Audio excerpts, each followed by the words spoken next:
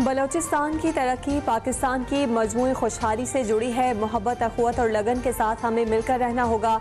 Bloch रहनुमाओं ने रज़ाकाराना तौर पर पाकिस्तान के साथ इल्हाक का फैसला किया था। वज़ीर आज़म शहबाज शरीफ कहते हैं, बलोच अवाम हमेशा कुशादा दिल और मेहमान नवाज रहे। दूर दराज आबादियों तक बिजली और सड़क की फराहमी मसला है। बरतानिया के लिए PIA का फ्लाइट ऑपरेशन बहाल। वज़ीर दिफा ख्वाजा आसिफ कहते हैं, माजी में परवाज़ों पर पाबंदी लगने से मुल्क को मौशी नुकसान हुआ। ये कामयाबियाँ मौजूदा हुकूमत की तरजीहात की दुरुस्तगी का नतीजा हैं। हमने PIA के मयार को दोबारा बहाल किया।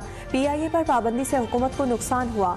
वज़ीर दिफा ने बरतानवी हाई कमिश्नर जेन मेरियट और उनकी टीम का खुसूसी तौर पर शुक्रिया अदा किया।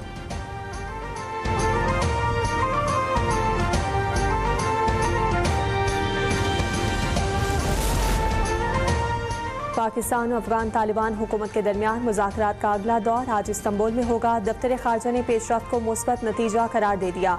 दोहा मुज़ाकरात में किए गए वादों की पासदारी पाकिस्तान की तरजीह और शर्त है। अफगानिस्तान को कहा गया कि वो पाकिस्तान के खदशात दूर करें और दोहा मुज़ाकरात के तहत किए गए वादों पर अमल करें। तर्जुमान दफ्तर खारजा की ब्रीफिंग 6 रोज़ कबल पाकिस्तान और तालिबान वफूद के दरमियान दोहा में मुज़ाकरात का पहला दौर मुकम्मल हुआ था।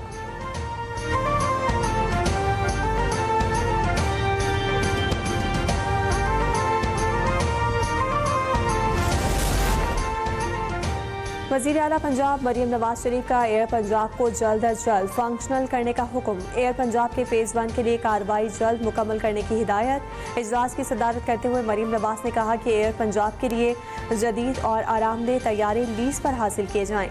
लाहौर से इस्लामाबाद एयर पंजाब के फ़्लाइट रूट पर इत्तफाक। इजलास में मरी ग्लास ट्रेन प्रोजेक्ट का भी जायजा लिया गया।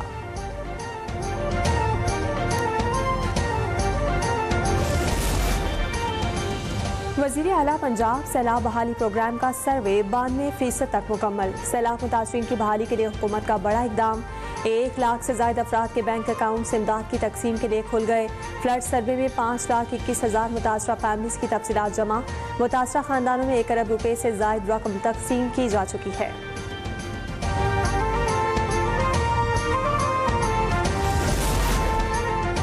पंजाब और कराची में फ़िज़ाई आलूदगी से शहरियों का सांस लेना दुश्वार। लाहौर दुनिया के आलूदा तरीन शहरों की फहरिस्त में फिर सर फहरिस्त। आलूदगी की शरह 348 तक पहुँच गई। दिल्ली दुनिया का दूसरा आलूदा तरीन शहर बन गया। कराची आलूदा तरीन शहरों में 7वें नंबर पर। मुल्क के दीगर शहरों में भी फ़िज़ाई आलूदगी की सूरत हाल तशवीशनाक।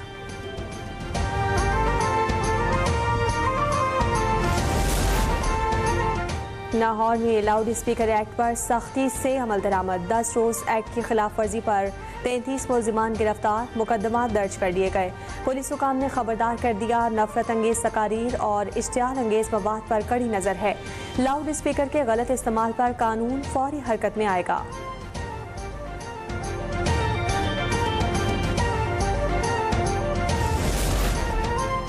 पाकिस्तान ने दहशतगर्दी और खवारिज के खिलाफ मौसर इकदाम किए। दुश्मन की किसी भी जारियत के खिलाफ पाक फौज और अवाम सीसा पिलाई दीवार साबित होंगे।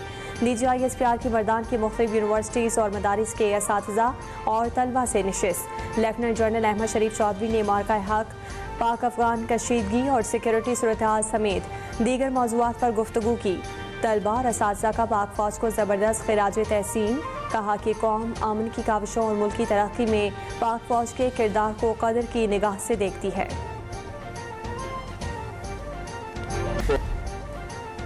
पाकिस्तान की कामयाब सफारतकारी ने आलमी मंजरनामा बदल दिया। अमरीकी जरीदे फॉरेन पॉलिसी का पाकिस्तान की कामयाब सफारतकारी का एतराफ़। इस्लामाबाद को खित्ते का सफारती फातह करार दे दिया। कहा कि 6 माह में पाकिस्तानी सफारतकारी ने नई जहतें मुतारिफ कराकर आलमी तवज्जो हासिल की। फॉरेन पॉलिसी के मुताबिक एक बड़ी अमरीकी कंपनी ने पाकिस्तान में $500 मिलियन की सरमायाकारी का ऐलान किया। अमरीका से ताल्लुकात की बहाली, तुर्किया, मलाइशिया, ईरान से मुआहदे और चीन से ताल्लुकात के फ़रोग ने नया बाब रकम किया। सऊदी अरब से स्ट्रेटेजिक दिफाई मुआहदे ने खित्ते में नई सफारती लहर पैदा की, जो पाकिस्तान की कामयाबी का मजहर है। भारतीय मीडिया का खित्ते में अदम इस्तेहकाम फैलाने के लिए जहरीला प्रोपेगेंडा बेनकाब। वफाकी वज़ीर इत्तलात ने भारतीय मीडिया के हथकंडों का पर्दा चाक कर दिया। NDTV ने झूठा दावा किया कि 8 अक्टूबर को कुरम में फितना खवारिज ने घात लगाकर पाक फौज के 22 जवान शहीद किए। ISPR के मुताबिक ऑपरेशन 7 और 8 अक्टूबर को कुरम नहीं बल्कि जिला औरंगज़ई में किया गया। ऑपरेशन में 11 फौजी शहीद, 19 खवारिज जहन्नुम वासिल हुए थे। रिपब्लिक न्यूज़ इंडिया ने भी झूठा दावा किया कि फितना खवारिज ने 24 घंटों के दौरान पाक फौज पर 16 हमले किए। भारतीय चैनल रिपब्लिक न्यूज़ का दावा भी गलत और बेबुनियाद साबित।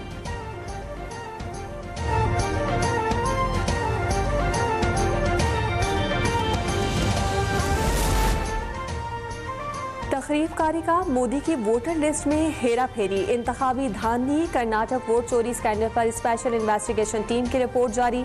2023 के इंतखाबात से कबल वोटर लिस्ट में बड़े पैमाने पर अदोबदल हुई। 75 मोबाइल नंबर से इलेक्शन कमीशन पोर्टल पर जाली अकाउंट से जाली दरखास्तें दी गईं। बीजेपी रहनुमा सुभाष संतोष समेत दीगर के घर से लैपटॉप्स और दीगर दस्तावेजात जब्त।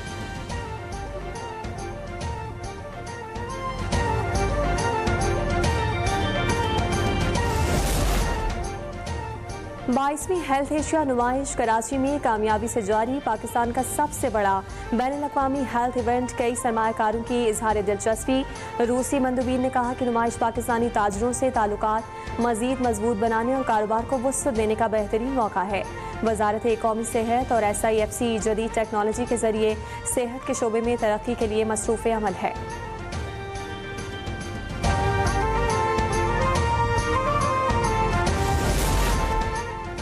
कराची में पुलिस की मुबैना तशद्दुद से नौजवान जाँ बहक। पुलिस सर्जन के मुताबिक पोस्टमार्टम में नौजवान इरफान के जिस्म पर तशद्दुद के निशानात पाए गए। एडिशनल IG ने दावा किया गिरफ्तारी के फौरन बाद इरफान को दिल का दौरा पड़ा था। पुलिस ने मौक़िफ़ दिया, मुश्तबा अफराद बैंकों और ATMs की वीडियोज़ बना रहे थे। SIU टीम ने आयशा मंजिल से इरफान समेत दीगर को हिरासत में लिया था।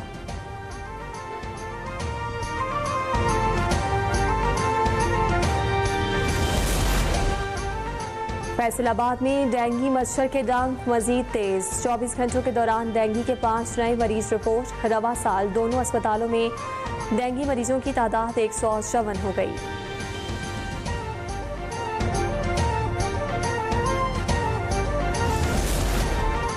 और हमास और दीगर तंजीमों का गजा को टेक्नोक्रेट कमेटी के हवाले करने पर इत्तफाक हो गया।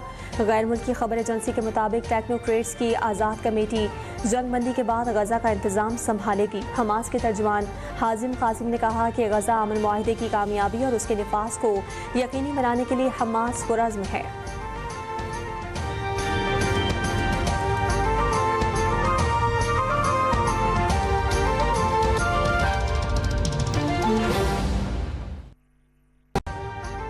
अभी सब्सक्राइब करें ताकि कोई खबर रह न जाए।